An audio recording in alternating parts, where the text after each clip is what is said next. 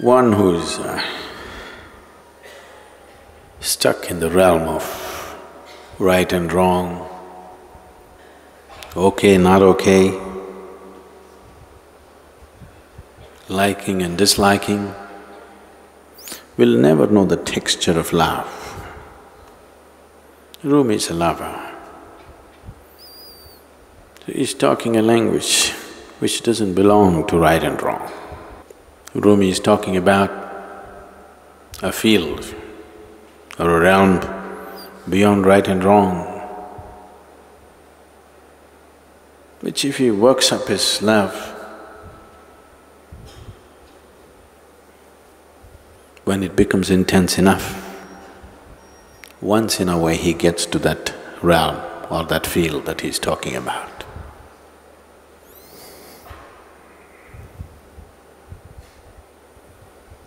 But for a yogi, that's the realm he is in. Once in a way he comes down to the realm of right and wrong when he has to deal with the world. Otherwise, that's where he is. And love is just one of the ways to get there. A sweet way, a pleasant way. But the problem with pleasantness is when something gets pleasant, for a lot of people, the journey gets pleasant, they'll never make it to the destination. It's unfortunate. It's wonderful if the journey is pleasant. It's the best way, the most intelligent way to get to the destination is making the journey pleasant and beautiful. But unfortunately, most people will not make it to the destination if their journey gets very pleasant. They'll park themselves right there in their pleasantness. Once you start distinguishing between pleasantness and unpleasantness, how can you escape right and wrong? Once you start choosing what is pleasant, what is unpleasant, you cannot escape what is right and what is wrong. So when one talks about a realm or a field or a land which is beyond right and wrong, it is also beyond acceptance and resistance. It is beyond acceptance and rejection. You can accept and reject only when you identify something as good and bad, right and wrong. As long as you're in that realm,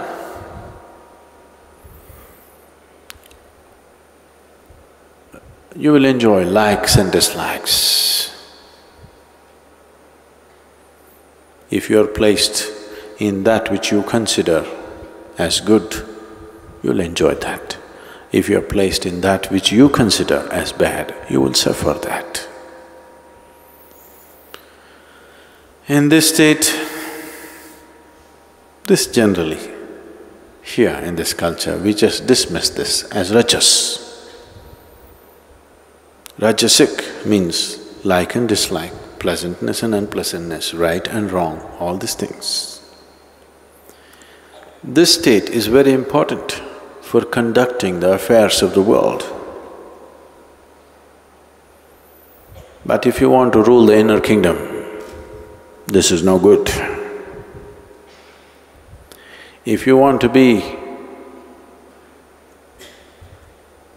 some kind of a boss, some kind of a king in this world, you must know what's right and wrong.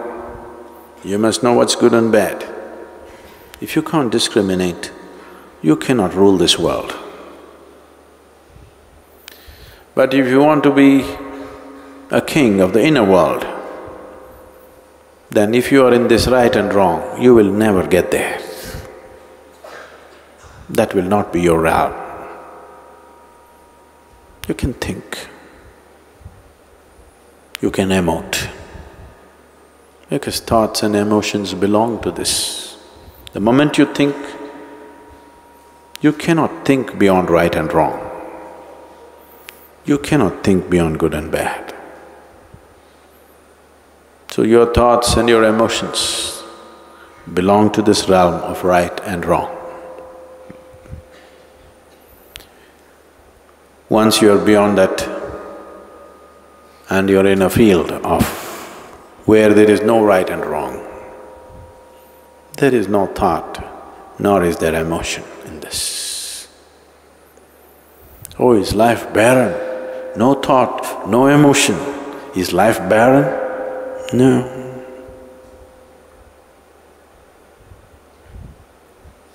One who knows the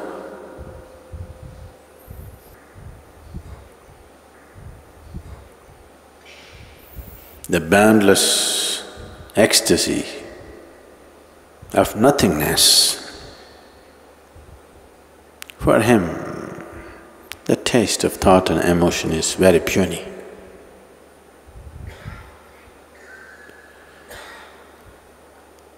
One who is constantly trapped in thought and emotion, right and wrong, in the dualities of life, because he doesn't know any better and he doesn't know how to get beyond this, he has to celebrate this somehow. He has to eulogize this. He has to make this the highest.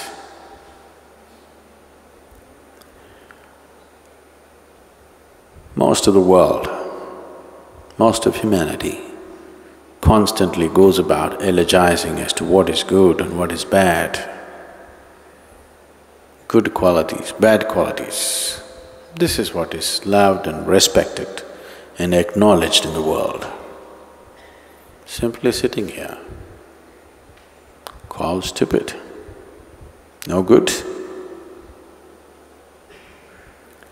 Once there is no right and wrong, it is not only that there is no thought and emotion, there is also not much room for action. If action comes, it comes only as a response to what's around. That is, the need for action is completely gone in that person. The need to love or hate is gone in that person.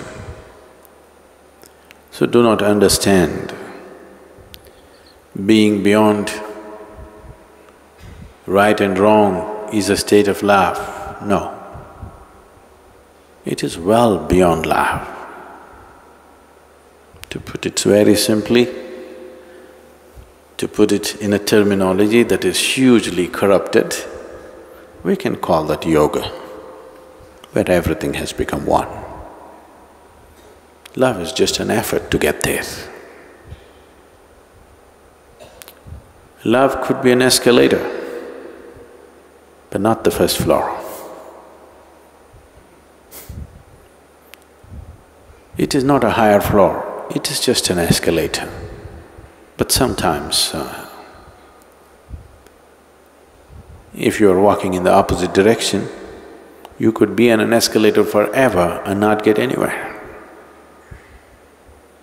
This happens in the airports, there are moving tracks. If you get onto the opposite one, you can walk forever, not get anywhere. Today people are hugely attached to this kind of moment, and that's why treadmills have become so popular.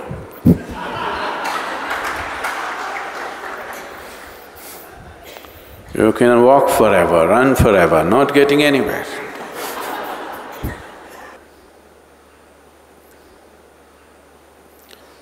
There is music on it, there is video on it, it is also telling you you're getting healthier by the second,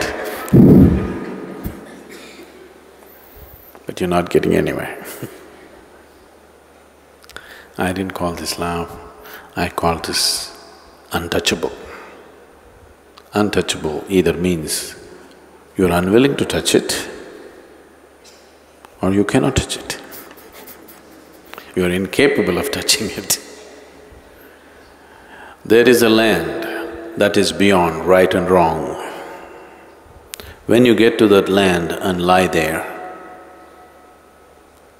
humans who live for bread and toil to be what they are not will strive to hide their jealousy with mocking talk, and the gods will descend to be in the company they wish to be. Once you have reached that land beyond right and wrong, you never have to worry about making a mistake or going wrong.